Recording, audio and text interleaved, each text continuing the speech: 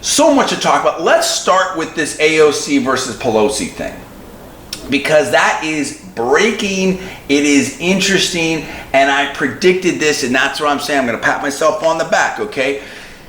And it's like this. I believed that all of this, there was one unifying theme, and there is one unifying theme for the Democrats, and that is sort of anti-Trump, right?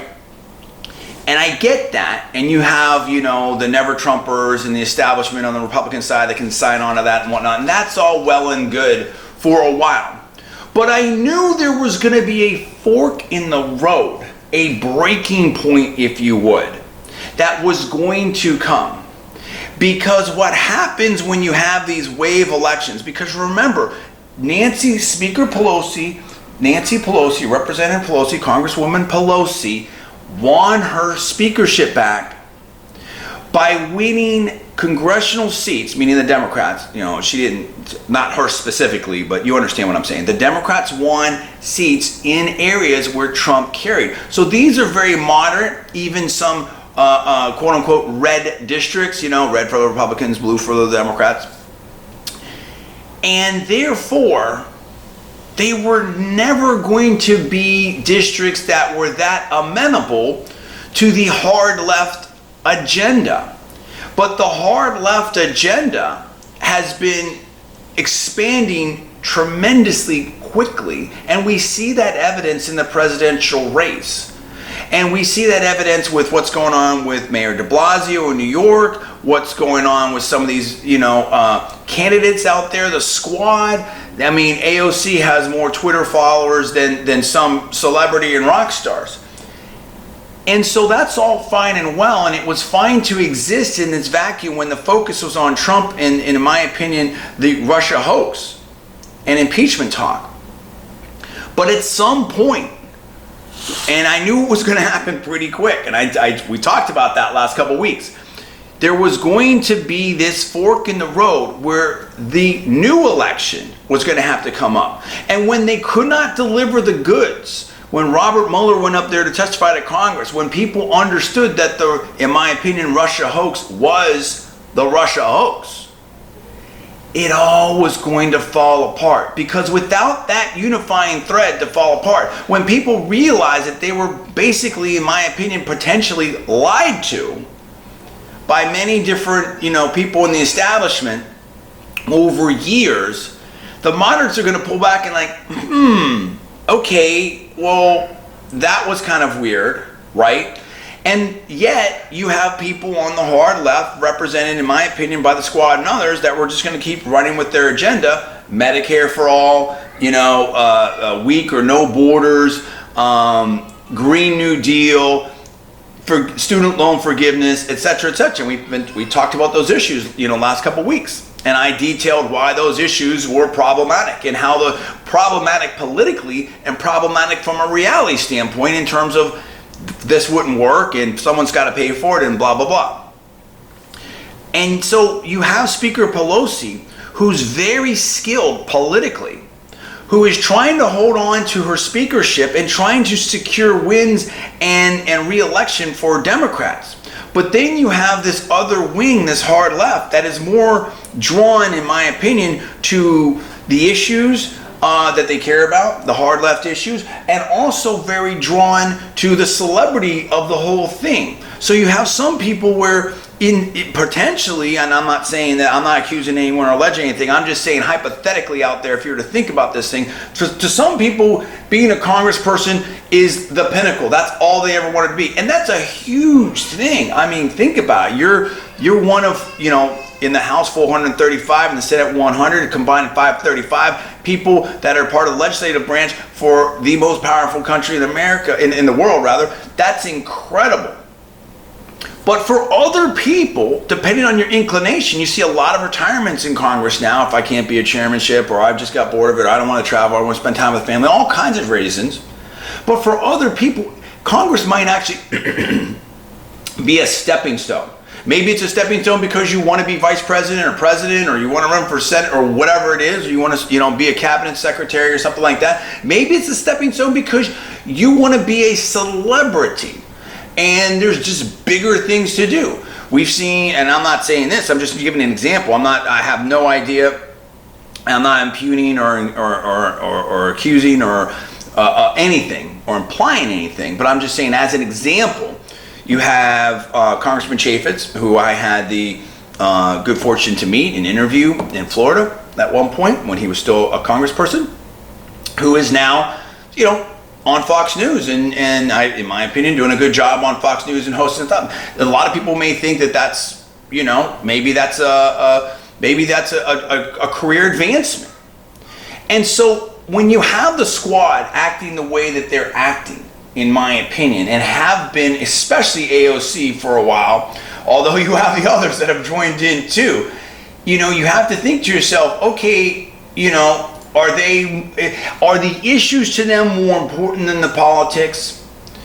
And where some people may say that's a good thing, at least if we have people that are committed to the issues, I understand that. But you have to think about what are the political implications, or is the celebrity more important to them? And so what happens now is you have Nancy Pelosi, who wants to hold on to her majority, who won that majority through these moderate districts, through these red districts that Trump won, some 30 some odd districts, right? And yet now you have the squad that is going full blown and saying, or especially AOC, that is saying like, hey, we care about these issues. Hey, we're not going to be quiet. Hey, we're going to be heard, and it's time for the leadership to deliver. We're not going to sit here and wait. We don't want the slow roll. And specifically, what's going on is you've got AOC, who appears, in my opinion, to be very upset that that the Democrats are not pushing hard on this whole impeachment stuff. And I read an article on Fox News that I think, if I read this correctly, in my opinion, was saying that AOC says that basically, paraphrasing, that the refusal of the Democrats not to push this impeachment thing really hard and actually try to impeach Trump may be a bigger scandal than whatever Trump did. And of course, that's aimed squarely at Speaker Pelosi, who some may think has been sort of putting the brakes on and tamping down on this whole impeachment thing. So where does it go from here? Meanwhile, and we'll touch on this later, you've got Elizabeth Warren, Senator Warren, who has taken the lead against Vice President Biden in Iowa. So now, and I told you that. I told you that Joe Biden, Vice President Biden, in my opinion, was going to slowly come down, and the high water mark was either when or right before he announced that he was getting in the race, and he's been coming down ever since. And as soon as he doesn't look like he's inevitable or loses some contest, he's done.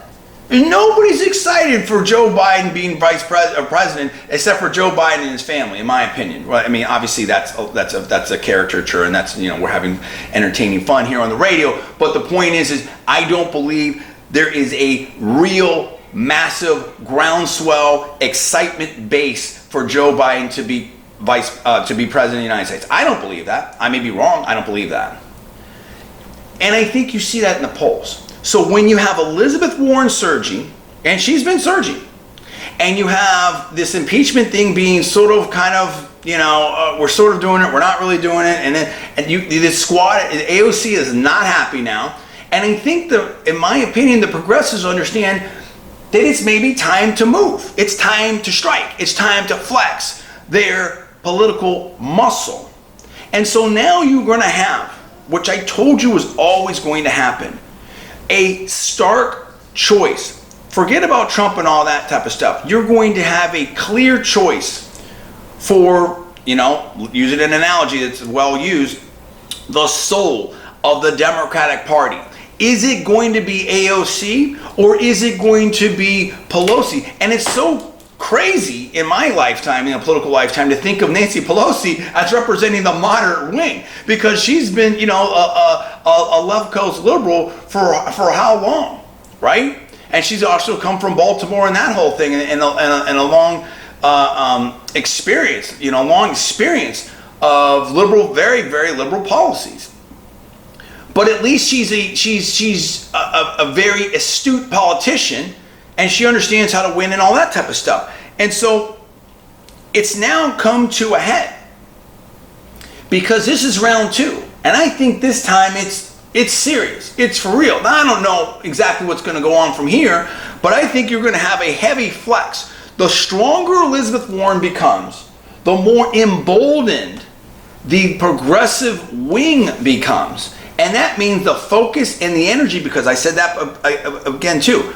It doesn't matter about Speaker Pelosi. Whenever you have a nominee on the Democratic side, that nominee now represents the party. That's where the power, that's where the energy is. And so it's going to be very hard, because Biden's not going to stay together, in my opinion. It's going to be very, very hard for the moderates to keep that up. I think the energy and the focus is going to be right on the squad, right on the super left, in my opinion, the hard left wing of the Democratic Party.